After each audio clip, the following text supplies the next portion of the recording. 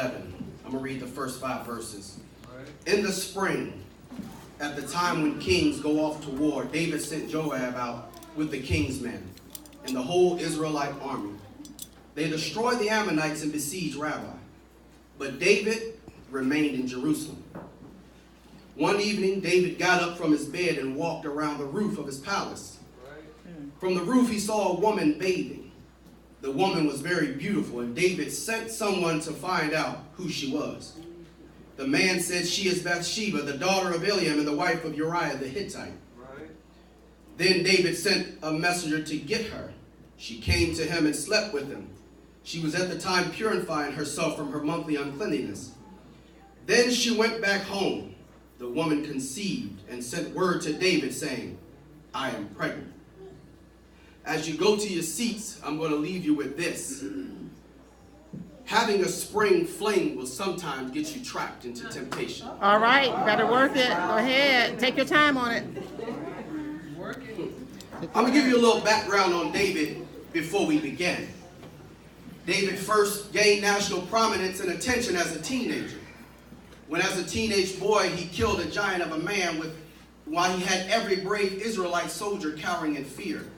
People are going to notice when you do mighty things. Women all over Israel were singing his praises. Saul slain his thousands and David his 10,000s.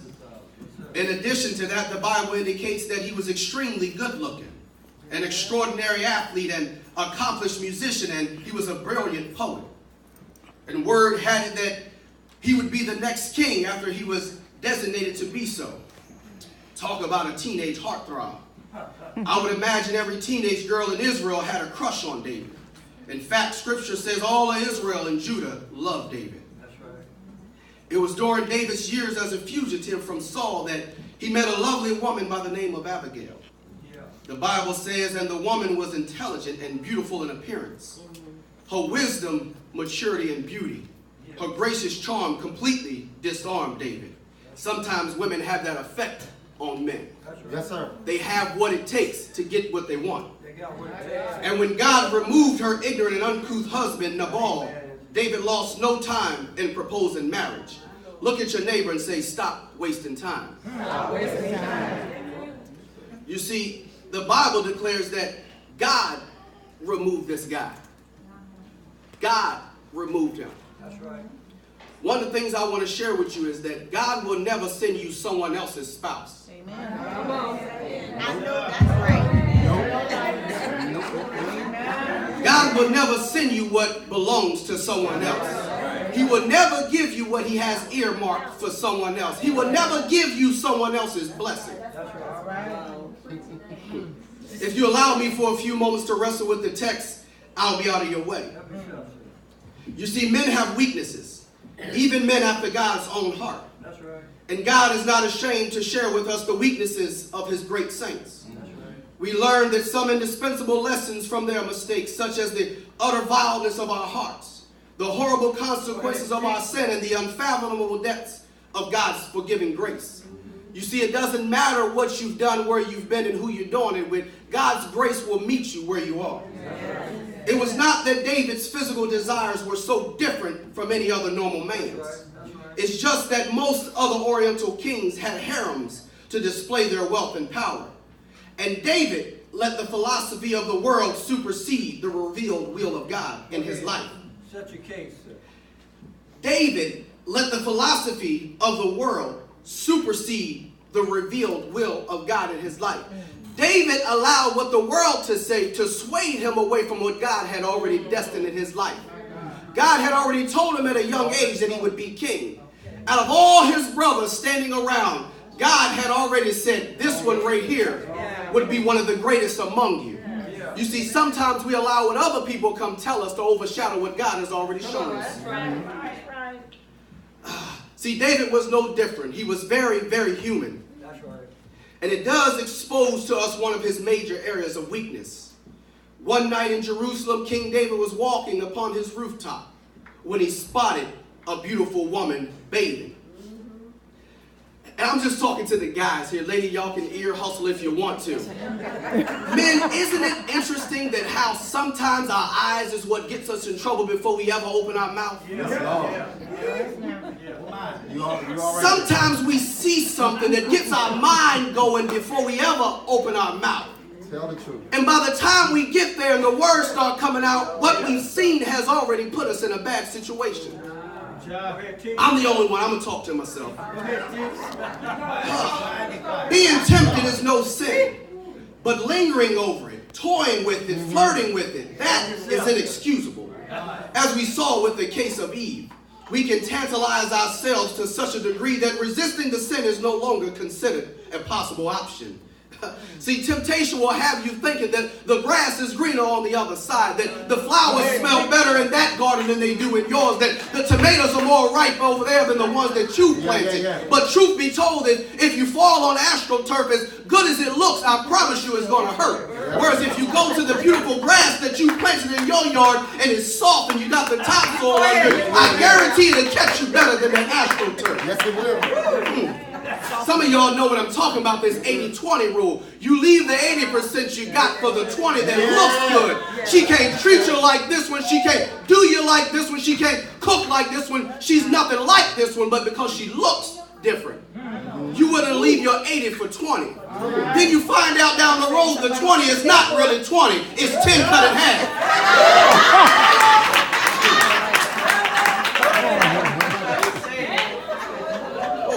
Help me, God. We arrive at a place where King David has taken to his bed the wife of another man, who happens to be one of his best leaders in his army. He has coveted this man's wife while he is away at war, fighting the very fight that he sent him to fight. Oh, y'all will catch that in a minute. Uriah was the husband of Bathsheba, a leader in the army of David. He was proud, a victorious leader who commanded respect by his very presence. That's why David chose him. By all accounts, David had no reason to be jealous or envious of Uriah. But in spite of his stature, physique, and accolades and overall presence, David was still in much better position as the king. You see, perception would have you to believe that David wanted to trade places with Uriah, and that David was jealous of the attention Uriah was getting. But how many of you know that it's not really about you, but it's about the boo that's standing next to you? I wish I had a witness in here. See, he ain't paid you a bit of attention, ladies, until he saw that you had somebody. He done walked past your cubicle how many times and seen you smiling and looking good. You done beat your face and got your nails did and a new hairdo. And soon as he sees a picture of you and your new boo from the mall kiosk on your desk, he want to talk to you. All the other times he ain't said nothing to you.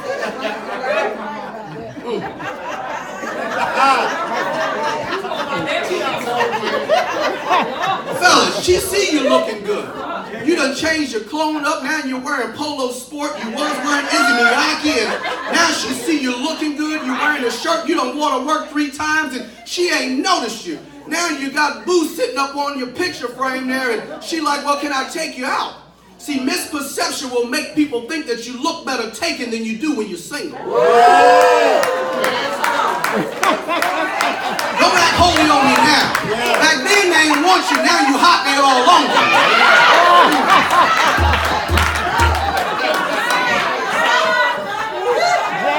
They ain't want you while you were single, while you was able to treat them and take them on trips and all that. But now that you booed up and it's cuffing season, they want you. Bathsheba was the wife of Uriah and the mother of Solomon. In this passage, she finds herself in the middle of a morally problematic situation. Yet, because of her character is suppressed, she emerges untainted by the adultery and murder for which David receives full blame. Bathsheba, the daughter of Eliam and wife of Uriah the Hittite, becomes the object of David's lustful gaze. I told you, fellas, we see it before we ever say anything. David only sees her because of the position she puts herself in. David only sees her because of the position she puts herself in. I'm not condoning what David has done, but understand that there is always a contributory factor for us doing what we do. So, baby, I get it when you say you don't like dressing up and you don't like causing attention to yourself, but do you, baby? You can't help how they look at you. You can't help how elegant you are. You can't help what they want, but they can't have. They can window shop all they want to, but when they go in the store and start trying to purchase, there's cleanup on aisle 6. I'm saved, but he's still working on it. Come on, bro. I'm saved, I love God, but he's still working. Come on, bro. You see, Bathsheba is not guiltless either. She may not have purposely enticed David, but she was immodest and indiscreet. You see, ladies, like I said, y'all know how to use what you got to get what you want. My mama once put it this way: women possess the greatest power on the earth. I don't have to get in depth, y'all smart enough. I don't want to insult your intelligence, but women possess the greatest gift on earth. To disrobe and bathe in an open courtyard in full view of any number of rooftop patios in the neighborhood, she knew she was wrong. She was asking for trouble. She could easily have gone inside and bathed. Even so, in our day, some women do not seem to realize what the sight of their flesh can do to a man. They allow themselves to be pushed into the fashion mold of the world and wear revealing clothing and nearly nothing. Then they wonder why all the man thinks about is sex. We must not fail to instruct our young girls in these matters, particularly as they enter their teenage years. Yes. Christian parents, teach your daughters facts about nature and men and the games that men try to play, and teach them how to be modest and how to dress discreetly. This story implies that David should have been in the battlefield, leading his troops, but instead he is at home in Jerusalem. I'm going to just talk to the unsaved folks right here. Have you ever been in the wrong place at the wrong time with the wrong attitude? You are in a vulnerable state at a vulnerable time and you're feeling lonely. All of a sudden you stand up and you look out and you see something that looks good to you. You don't know what it tastes like. You don't know what it feels like. You don't know what it smells like. You don't even know what it sounds like, but it looks good. If you allow it to, temptation will take you hostage, chew you up and spit you back out. You see, David sent a few messengers to do some of his dirty work for him. Look at your neighbor and say, stop being dirty. Stop being dirty. It's in the text, y'all. Verse 3 says that, and David sent someone. Verse 4 says that, then David sent messengers. Verse 6 says that, so David sent this word. And even in verse 14, he had the guy carry his own death warrant. He said that in the morning, David wrote a letter to Joab and sent it with Uriah. How are you carrying your own death warrant? The adultery results in a pregnancy. This sets in motion David's plan to pass the child off as Uriah's. It becomes apparent that David and Bathsheba's adultery could not be covered up in the way that David wanted. So he enacted a second, more sinister plan. He commanded his military leader Joab to place Uriah in the front lines of battle. And then he purposefully told them to fall back from him, leaving him exposed to the enemy so that he can die. So that David could marry Bathsheba. People will smile in your face and plot your death behind your back. Yes, sir. It's in the book. David told them, tell him, come to me. After he done slept with the man's wife. David is smiling in the man's face. How's everything going, old buddy, old chum? How you feeling? Won't you take a break? Your wife is at home waiting for you. She's prepared a meal. Go enjoy yourself. Lay in your bed and lay with your wife. The guy refuses to. He said, how can I do that when my men are out there fighting? We still have a war going on. He's smiling in a man's face and plotting his death behind him. Some of the folks you call your friend are not really your friend. They're frenemies. How the plot thickens when things that are done in the dark begin to surface.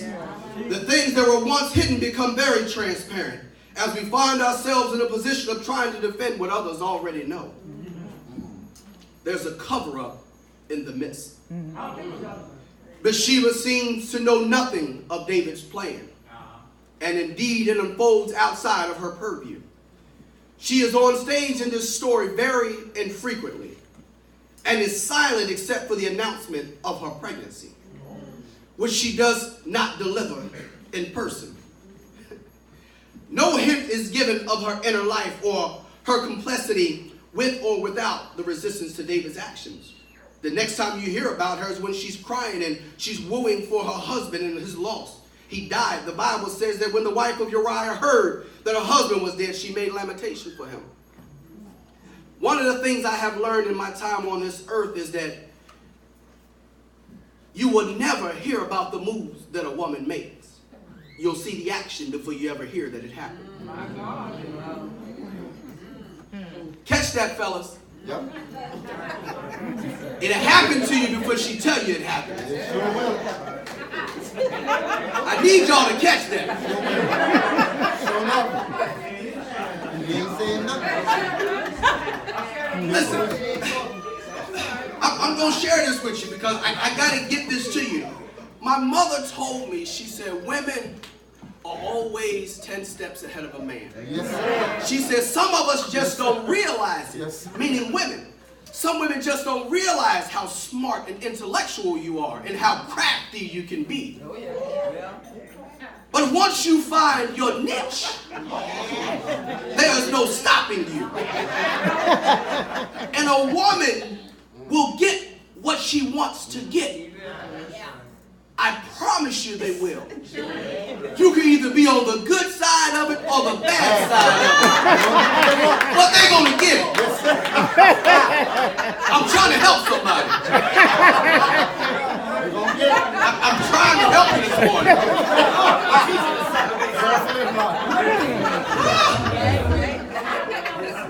Thank you, sir. Thank you. So the Bible says that even after the mourning period, David marries her and she bears him a son. Look at your neighbor and say, don't waste time. Don't waste time. So in the Bible, David goes on the run. And while he's on the run, he runs into Abigail, who's married to Nabal at the time. That's right. And if you go over in 2 Samuel, it tells you about this guy, Nabal. He was a mean guy. Very mean. The guy was loaded though. He was rich. Extra rich. Anything he wanted, he could just point and it's his. He's married to this woman. She's a very humble, meek individual. Very quiet. And this guy is very brash and harsh. So David and his army are out and about. And David sends his guys to ask Nabal, hey man, can we get something to eat? Me and my guys are a little bit hungry. That's right. And just like guys with our pride sometimes getting away when we think somebody's trying to intrude on our territory, Nabal sends a bunch of insults back to David via his army guys. David gets wind, and just like a guy when he gets insulted, he's ready to go to war. So you go get your boys and you say, hey, look, we're going to roll on this joker later on. David told his guys, 400 of them, put your swords on, we're going to smash somebody. They all put their swords on. By this time, one of Abigail's servants had come to her and said, hey, look, this is what went down. And just like most women, you see the action before you ever hear about it. In the still of the night, she makes things happen. That's right. When the man is away and he comes home, all he knows is that the home is taken care of. The bills are paid. The kids are doing well. There's food on the table. He wants for nothing. That's what a good woman does. Abigail tells her servants, go to him. I will follow you. So she gets a bunch of food and animals and things to take over to David and his army. Why? Because as any good wife, she wants to keep her husband from his own demise. Because he has essentially signed his own death warrant by sending insults to David. So being a good wife, she says, you know what, I'm going to take care of this. Not going to tell him what I've done, but like always, I'm going to make it smooth again. So she goes and follows her servant out there to David. She gives him the food and the animals and everything, and they eat. And David says, because of this, we're not going to kill him. That's right. Ladies, If I could share anything with you today that you remember, if you take care of home, everything else will be just fine. Fellas, if you don't remember anything else, happy wife, happy life.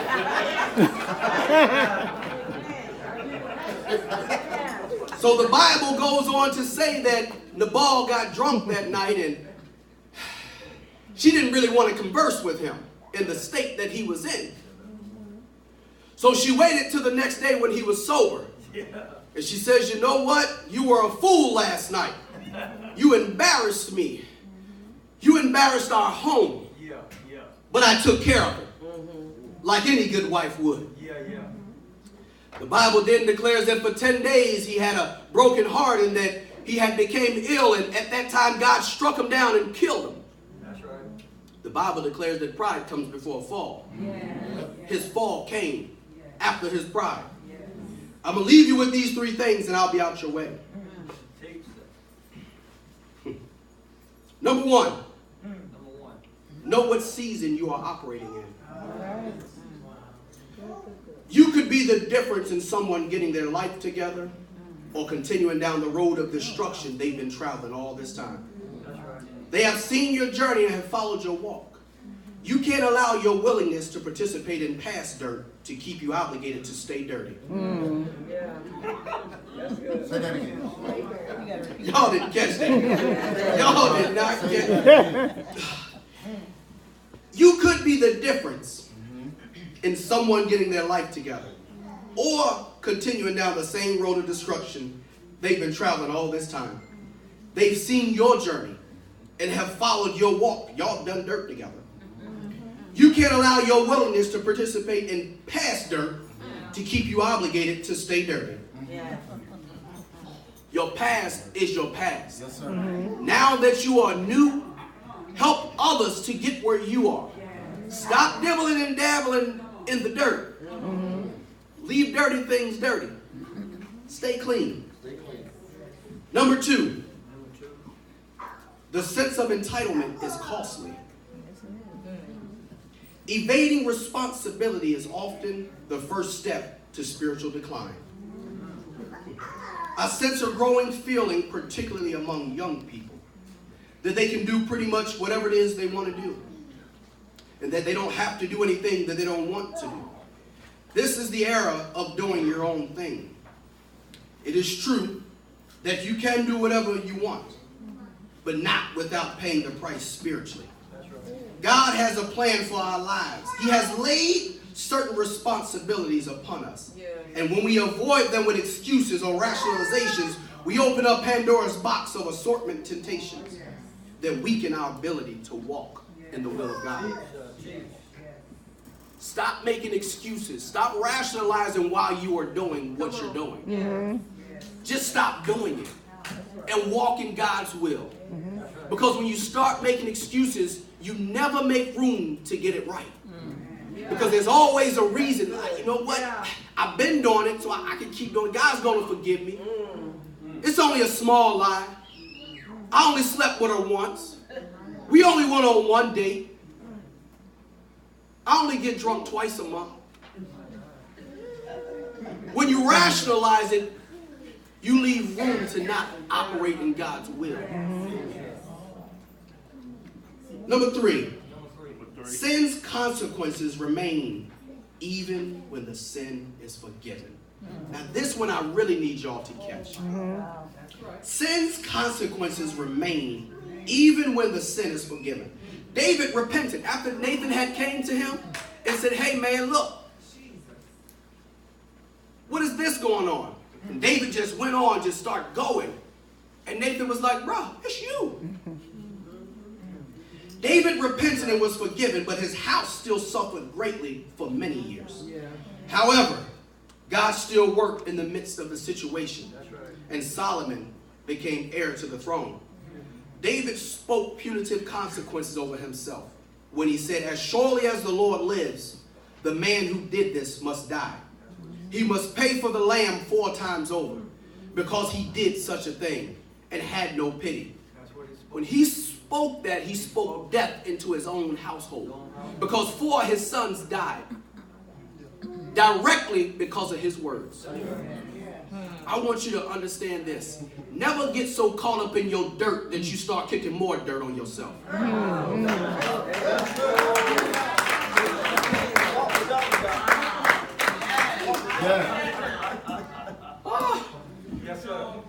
Never get so caught up in dirt that you kicking more dirt on yourself. I'm going to share this real quickly. I'm going to read this.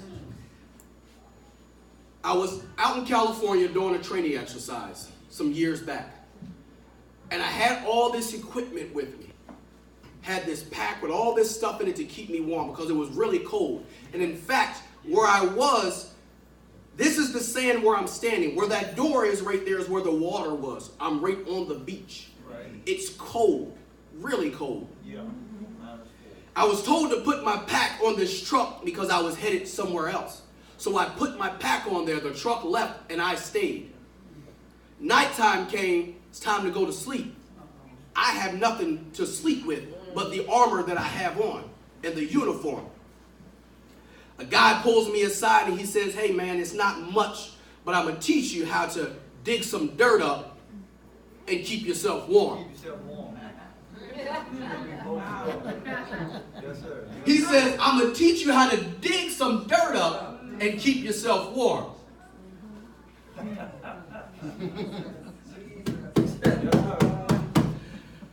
So I'm there on the beach. I began to take my hands and dig a hole in the ground. Big enough for me to fit in, a little bit bigger than the fetal position. So I got down, I dug so deep to where my body was flush with the earth. All the dirt that I dug up out of there, he said, put it around you to block the wind. Block the wind from coming in. Yes, sir. I need y'all to catch this. Yes, sir. He said, put the dirt around you to catch the wind, to keep the wind from hitting you. You see, in my estimation, I was set up for failure from the beginning because I was told to put my stuff over there even though I stayed here. Right. Now, I done dug this hole that I got to lay in, as many times we do when we're doing dirt. You dig yourself in a hole. Then you got to call on the Lord to get you out. Get you out. So I dug this hole. I got down in it. The dirt is around here. And all night long I slept like a baby. What I'm trying to tell you is, even when the dirt is exposed, it won't hurt you. Wow. All right. So many people think they got something to be able to blackmail you and to try to make you look bad and embarrass you. But I'm telling you today, the Bible declares that touch not my anointing and do my prophets no harm. I don't care what they want to say and what they want to do. If you just listen to God and surround yourself with the right people.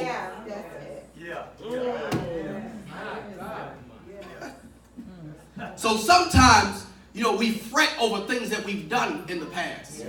And we worry that somebody's going to find out what we've done.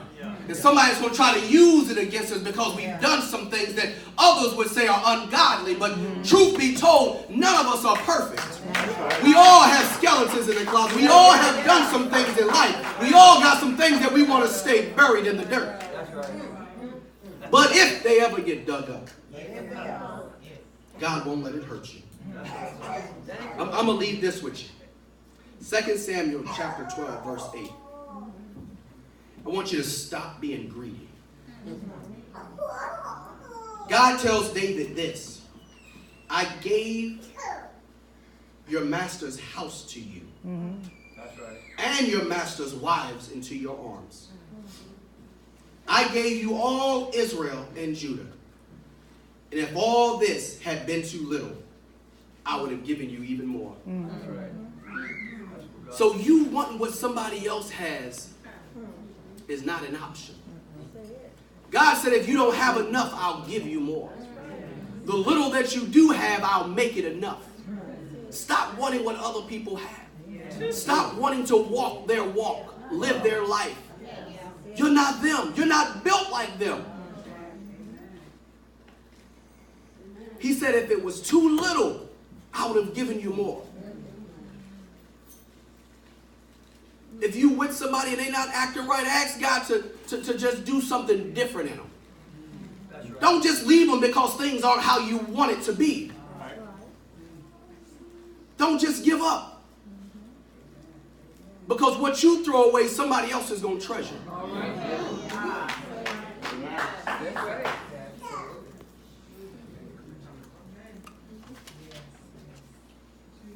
Thank you, God. Fellas, remember. Happy wife.